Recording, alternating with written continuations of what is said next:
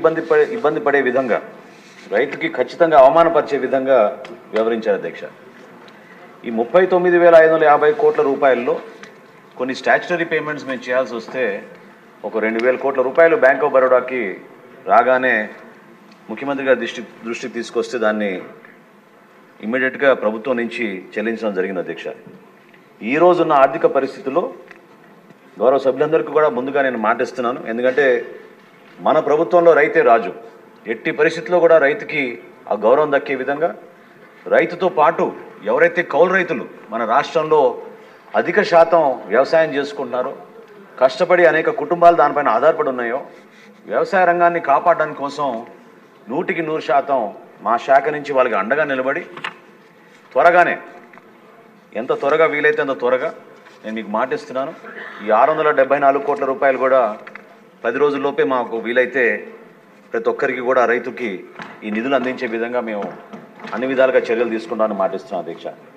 అదేవిధంగా గతంలో ఉన్న రైతు భరోసా కేంద్రాలను ఇప్పుడు రైతు సహాయ కేంద్రాలుగా మార్చాం అధ్యక్ష. ఈ కొనుగోలు విషయంలో ఎక్కడ కూడా పొరపాటు జరగకుండా ఒక కన్సల్టెన్సీ టెక్నాలజీని ఉపయోగించుకునే విధంగా టీసీఎస్ ద్వారా పారదర్శకంగా ఖచ్చితంగా ఇందాక సత్యనందరావు గారు అన్నట్టు మండలాలు దాటి వెళ్ళిపోతున్నప్పుడు రైతుకి చాలా ఇబ్బంది కలుగుతుంది అధ్యక్ష. ఆ మార్పు అనేది మీకు ఖరీఫ్ సీజన్ కల్లా 100% ప్రతి రైతు కూడా సంతోషంగా ఉండేటట్టు మేము ఆ చర్యలు తీసుకుంటామని మీకు మాటిస్తున్నాం అధ్యక్ష. తేమ శాతం విషయంలో కానివ్వండి, లేదా అక్కడ సిబ్బంది సరైన రీతిలో స్పందించకపోవడం, ఆ విషయాలు కూడా మా దృష్టికి వచ్చినాయి అధ్యక్ష. వీటన్నిటిపైన కూడా సమగ్రంగా మేము లోతుగా విచారించి తప్పకుండా నేను ఇందాక అన్నట్టు రైతుకే మేము ప్రాధాన్యత ఇచ్చి రైతు మరొక్కసారి కష్టాల్లో ఉండకూడదనే ఉద్దేశంతో ఎన్ని ఆర్థిక ఇబ్బందులు ఉన్నాయి కూడా మన ప్రభుత్వం కష్టపడి ముందుకెళ్తున్నాం అధ్యక్ష.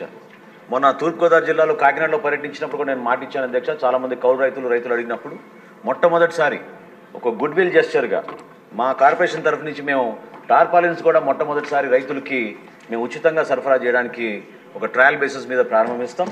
అదేవిధంగా మార్చి 31 లోపు మేము ఒక ఛాలెంజ్గా తీసుకున్నాం అధ్యక్ష.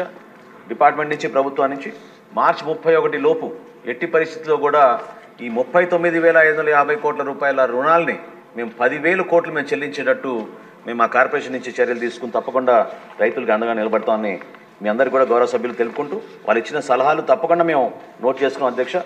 ఖచ్చితంగా ట్రాన్స్పరెంట్గా ఒక అద్భుతమైన కార్యక్రమాన్ని రైతు కోసం, అదేవిధంగా వినియోగదారుడి కోసం అన్ని విధాలుగా మేలైన సరఫరా చేసేటట్టు మేము తప్పకుండా చర్యలు తీసుకుంటామని మీ ద్వారా తెలుపుతున్నాను అధ్యక్ష. క్వశ్చన్ నెంబర్ 109 మౌలిక సదుపాయాలు మంత్రి గారు.